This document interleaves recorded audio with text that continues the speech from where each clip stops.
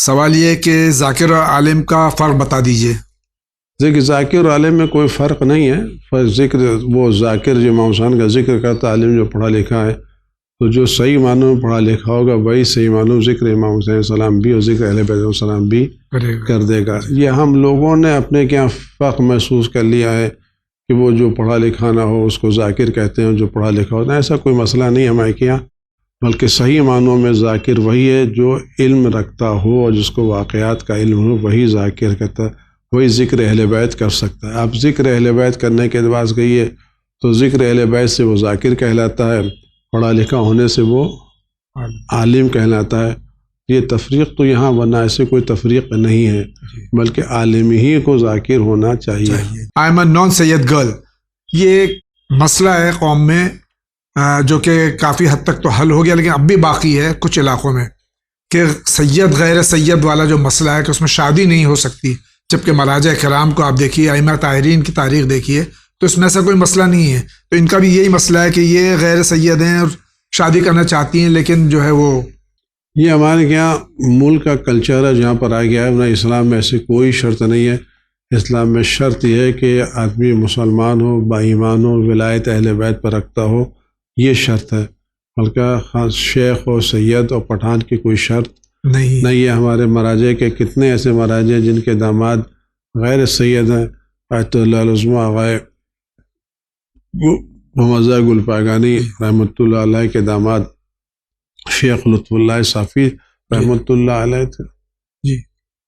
تو یہ تو ہمارے کلچر کا مسئلہ ہے، اور الحمدللہ کسی کم ہوا ہے، لیکن ابھی بھی یہ باقی ہے۔ امید ہے کہ آئندہ بھی کم ہوگا۔ ہمیں یہ دیکھنا چاہیے لڑکا با اخلاق دیندار ہے یا دیندار نہیں ہے، اس پر ہم کو توجہ دینا چاہیے۔ کیا ہم اٹیچ واش روم میں نماز کے لیے وضو کر سکتے ہیں؟ کر سکتے، کوئی مسئلہ نہیں ہے۔ کہ دوران نماز کسی سبب وضو خارج یا ٹوٹ جائے تو کیا کرنا چاہیے؟ اگر نماز چھوڑ کے جاتے ہیں تو بیچ میں لوگوں کی نماز خراب ہو سکتی ہے، یعنی جماعت کی نماز، اگر نہیں تو ہماری نماز مانی جائے گی یا نہیں؟ دیکھیے اگر آپ کو وضو ٹوٹ جائے تو آپ کی نماز وہیں پر ختم ہو جائے گی۔ جی، اور اس میں ٹھیک ہے، آپ چھوڑ کے نہ جائیے، آپ اسی طرح سے لوگوں کے ساتھ جماعت میں شامل رہیے۔ بعد میں جب نماز تمام ہو جائے تو وضو کیجیے، اور جس نماز میں وضو ٹوٹا ہے اس نماز کو 2 مرتبہ ادا کریں۔ السلام علیکم۔ ایپیسوڈ نمبر 830 پارٹ 2 میں کسی نے سوال پوچھا تھا کہ جس نوحے میں امام حسین علیہ السلام کی فضیلت بیان کی جائے اس نوحے پر ماتم کرنا کیسا ہے؟ جواب دیا گیا کہ وہ قصیدہ اور منقبت ہے، اس پر ماتم نہیں ہوتا۔ میری سمجھ سے سوال یہ تھا کہ جب نوحے کے بجائے انجمنیں سلام پڑھتی ہیں تو ماتم بھی ہوتا رہتا ہے، اور انجمنوں کو واہ واہ سے اچھے اشعار پر داد بھی دیا جاتا ہے، کیا یہ ٹھیک ہے؟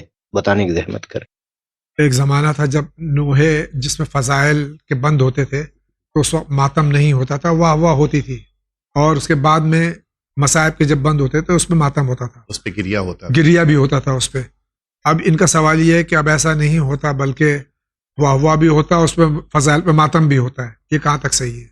فضائل پر واہ واہ تو ہو سکتا ہے، یقیناً خوشی کا اظہار، لیکن پھر اس کے ساتھ ماتم نہیں۔ یہ ماتم اور فضائل، یہ 2 چیزیں الگ الگ موقع کے لیے ہیں۔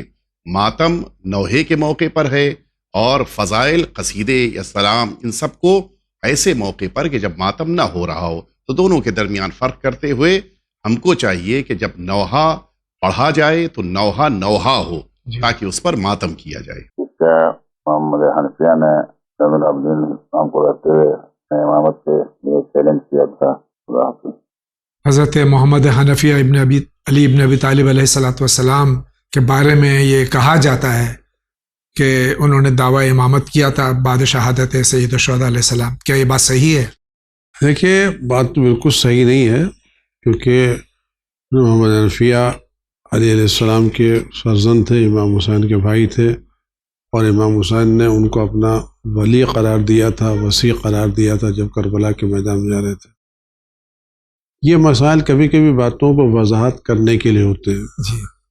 بقیہ اماموں کی جب شہادت ہوئی تو ان کی شہادت پر بہت سے لوگ موجود تھے جو امام سے پوچھتے تھے کہ آپ کے بعد امام کون ہوگا، اور امام اپنے بعد کے امام کا تعارف کرا دیتے تھے۔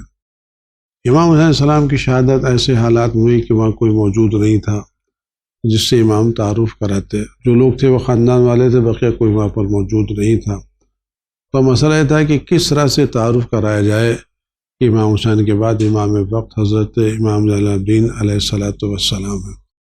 اس کے لیے یہ کام کیا گیا. اس میں دعویٰ نہیں تھا، جیسے قرآن میں جناب داؤد کے بارے میں ہے جی کہ 2 فرشتے لڑتے ہوئے آئے کہ میرے پاس 99 بکریاں ان کے پاس، میرے پاس ایک ہے اس کو 99. جناب داؤد کا یہ کوئی قصہ نہیں تھا، خالی جناب داؤد کو متوجہ کرنے کے کام کیا گیا تھا. جی تو جناب محمد حنفیہ اور امام علیہ السلام یہ بات طے پائی کہ ہم حج کے موقع کے اوپر جا کر یہ بات کریں اور حجر اسود سے گواہی مانگیں کہ امام برحق کون ہے. جی تو صرف لوگوں کو حق کی طرح متوجہ کرنے کے لیے یہ سوال پیش کیا گیا تھا، جی ورنہ جناب حنفیہ امام علیہ السلام کی امامت کے قائل تھے اور کسی طرح انہوں نے امامت کا دعویٰ نہیں کیا ہے.